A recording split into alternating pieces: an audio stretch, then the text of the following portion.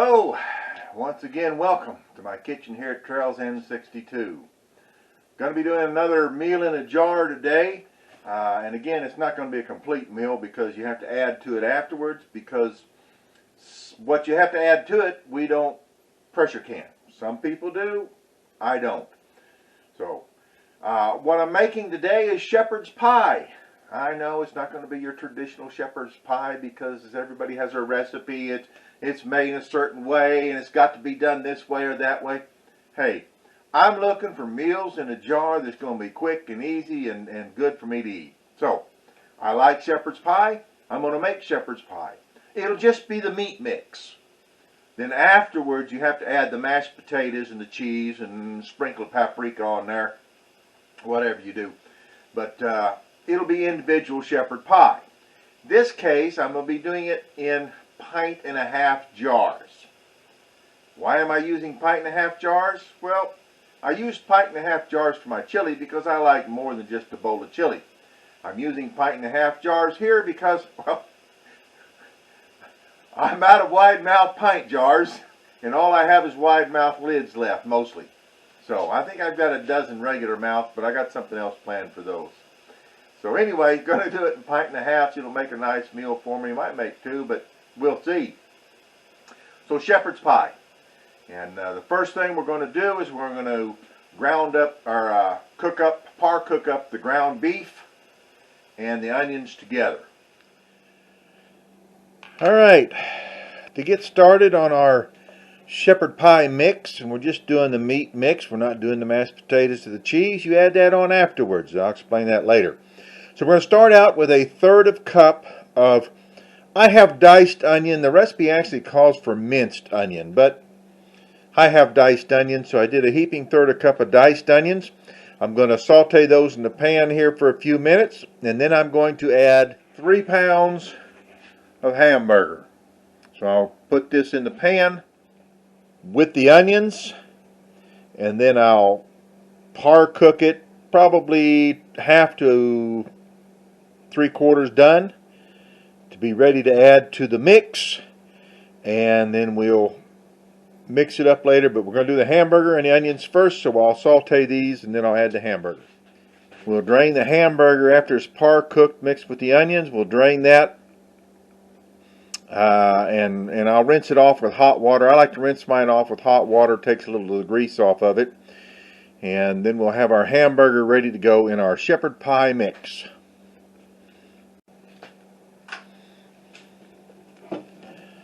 Alright, once I've sauteed my heaping 1/3 cup of diced onions, again the recipe calls for 1/3 cup of minced onions. So I've got these done. I did about 3 minutes. Now I'm going to add my hamburger in. Par cook the hamburger. There we go, 3 pounds of hamburger, and I'll just par cook this in with the onions. Now that we have our beef cooked up with our onions, got them par cooked mostly all the way done, we're going to put them in a pot, and to that pot we're going to add our ingredients. First thing we're going to be adding is 2 cans of peas, and these are drained, so I have 2 cans of drained peas. Going to put those in there. Alright, I'm going to stir those up a bit.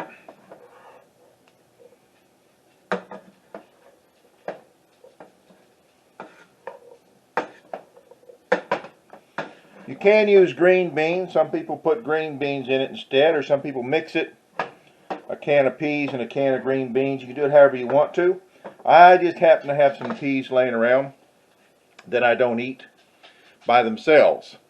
So next we have 2 cans of corn with the juice.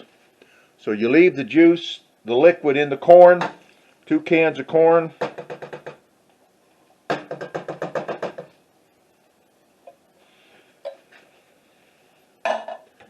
Now I do have some pressure canned corn that I made myself. I grew in my garden. But I like to eat that by itself, so I'm going to use these cans. I had these laying around. Mix these up a bit. Next, we're going to add 1 cup of ketchup.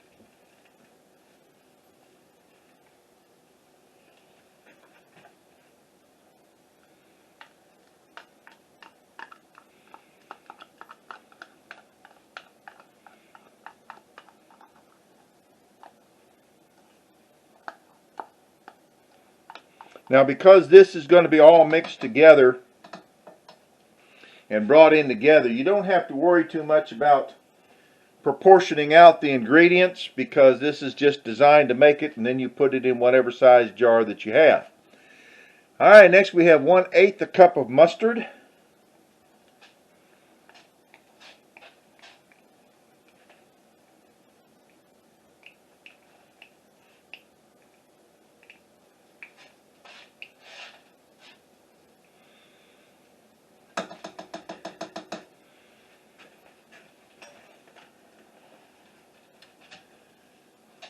And then following that, we have this, some of the spices that we put in it. And the spices are kind of relative because, well, basically the recipe that I eventually found for this said you put in to taste. Well, if you never made it, you don't know how much you need. So it was kind of silly, but I looked and looked and looked, and I couldn't find any other recipe that was like this one that I could use for canning. Uh-oh, spilling it all over the place. So, the spices that we're going to do are relative. This first one is Worcestershire Sauce. So, basically what I did was I did 1.5 tablespoons, and again, you can always spice it up afterwards. Taste it before you heat it up. Taste it. If you need more spices in it before you put it in the oven with your mashed potatoes on top, then put some more in them. Alright, so I'm going to use 1.5 tablespoons of Worcestershire sauce. It also called for salt and pepper, so I put 1 teaspoon of salt, 1/2 teaspoon of pepper. And then it calls for broiled steak seasoning. Well, I didn't have any broiled steak seasoning, but I did have this, I don't know if you can read that on there or not. Maybe too close. Prime rib seasoning. So I'm going to use it. Smelled good. I'm going to use it instead. So I did 1 tablespoon of that. We'll see how that comes out. Again, I can always add to this as far as the spices go. And then we're going to give this a good mix. You have to heat this up to simmering, so you've got to get it hot. So after you get it all mixed up, heat it up to simmering. Now as you're bringing this up to a simmer, because you just want to heat it up, you don't want to cook the hamburger any more than you've already cooked it. So basically what we're doing is making sure that it's well mixed and heated up. So when we put it in our jars, it'll be warm in the jars. So, and you want it to be mixed up really good. So you pretty much have to keep stirring this as it's heating up to keep it from getting, well, burned. And you don't want it to be overcooked because you're going to be cooking it in the pressure canner. So we get this, and the bean and the peas and the corn are already cooked anyway, so we've got to keep it from getting too hot, and yet we want it to get hot enough. All right, I think that about does it. Now we're ready to put it in the jars. Okay, we're going to put these in our jars. I've got had my jars in the water warming. And we're just going to mix this up. It's got a little bit of juice in it, so we want to mix it up. Spoon it into the jars. And we're going to want a 1-inch headspace. So we're going to kind of tamp this down a little bit.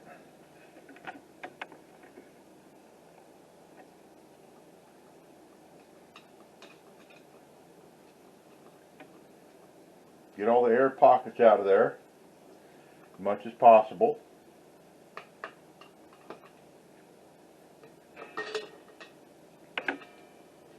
And leave our 1-inch headspace. Perfect. Alright, I'm going to finish these 4 jars up. And we'll be right back. Okay, our jars are filled. Got our 1-inch headspace debubbled. Get all the air out of there we can. Then we're going to wipe our rims once more with vinegar.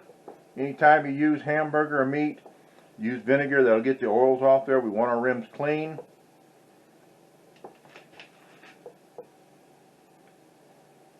Now this made 4 pint-and-a-halves. It probably would have made 4 quarts because I've got a little left over, maybe another pint. So what I'm going to do is I'm going to put that in a pint jar. I've got some other things that I've got in the refrigerator that I've been canning that's got meat in them. I can can all those together. And then I'll have a pint of this because I do have some little wide mouths and I've got some regular mouth lids, a few wide mouth lids, and so, but I'm going to do those later. I'll do these 4 right now. Got our lids. So this is basically pretty simple as far as this part of it goes. And I had some corn, canned corn, and some canned peas. I don't eat canned peas, but I've got some in my storeroom, my stock, and it needs to be rotated. The corn needs to be rotated, so this is a good way to use it up and rotate my stock. Again, finger tight.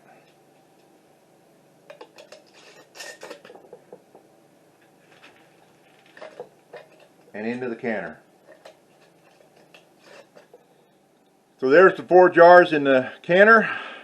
My Nesco electric canner I'll be using for that. And I'll process those at 90 minutes, the same as a quart. Pints you do at 75. Quarts you do at 90 minutes. Pint-and-a-half you also do the same time as quarts. So I'll get those processed and we'll be back when they're done. Okay, there's my 4 pint-and-a-halves of shepherd's pie. And turned out pretty good. They all seem to seal. That's good. I'll check them out later tomorrow. Give them time to set. And we'll make sure the seal's really good on them. And when you prepare this, you put it into a baking dish. You know, a 9x13 baking dish. Or they say you can use a crock pot also. But you put it in the a baking dish, whatever will fit in. Then you layer it with mashed potatoes on top of the meat mixture. And then you put some cheese on there. Sprinkle some shredded cheese. You bake it 350 degrees till the mixture is bubbly. And that's the way you make it. That's the way to do it. We'll try out that shepherd's pie sometime. Well, I'm going to try a little bit of this shepherd's pie. I had a little bit left over when I canned it, so not enough to make a full jar here, but enough to have a tasting of it.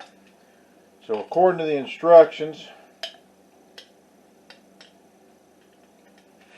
it says to put it in the oven 350 degrees until it's bubbly. Now this is cold, it's been in the refrigerator, so it'll probably take a little bit longer than if it was actually straight out of the jar. I'm going to spread it out there. I've got some mashed potatoes I made the other day left over. So I'm going to put some mashed potatoes on top of it here.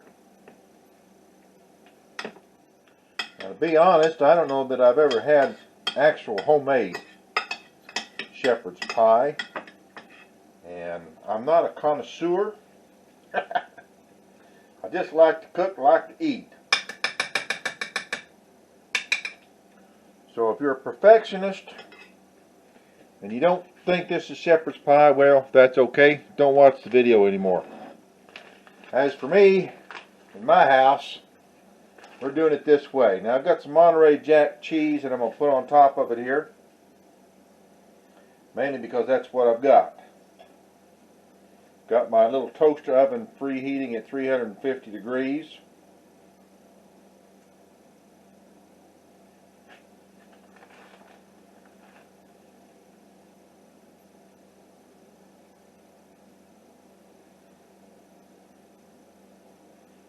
I don't want to heat up the big oven just for this. And I'm going to sprinkle a little smoked paprika on top of it here.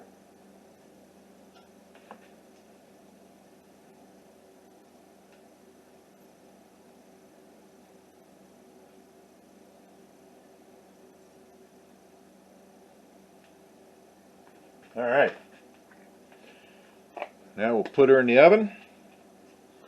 350 degrees.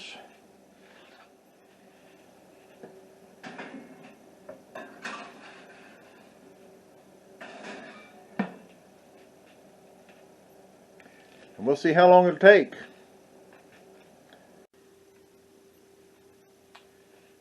Alright, I think it's ready. Now, I did heat this up for 40 minutes. It was actually hot enough at 30 minutes, but this jar hadn't been processed in the canner, so it still had a little bit more cooking to do on the meat. Everything else was already cooked, but the meat still had a little bit more cooking to do, so I left it in for a little longer. Plus, it took that long because it was cold. It had been in the refrigerator for a couple days. The potatoes were cold, so it was all refrigerator cold. So it took a little longer to do. So if you want, you can just pop it in the microwave, heat it up, make sure your potatoes are hot before you put them on. And you can do the whole thing in the microwave if you want to, but you can heat it up and put it in here hot, make sure your oven's hot, and it won't take quite as long to do because everything's already cooked if it's been pressure canned. So we're going to try this out, taste it, and see how it is.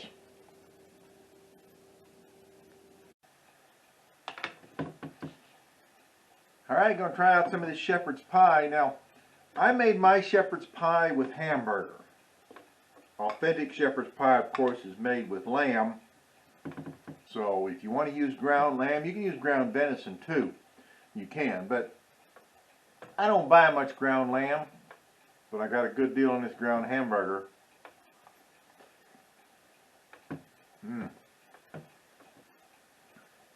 That's good comfort food. Yeah, that tastes good. That's going to be good on a cold winter's morning or afternoon. Maybe in the morning. I might have it for breakfast. You never know. So there it is. Shepherd's pie. Tastes pretty good. I like it.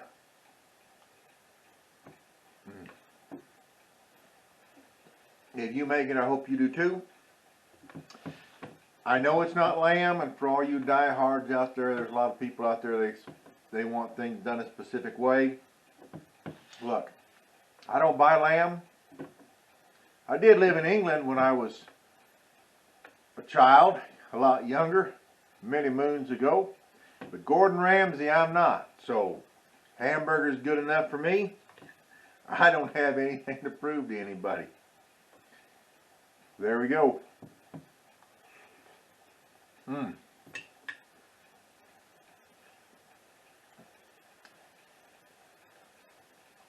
That's good. Shepherd's pie. Got her done. So we'll work on something else next time. I hope you enjoyed it. And thank you all for subscribing, those of you who have subscribed. I really do appreciate it. So for now, from my house to your house, from my kitchen to your kitchen, God bless.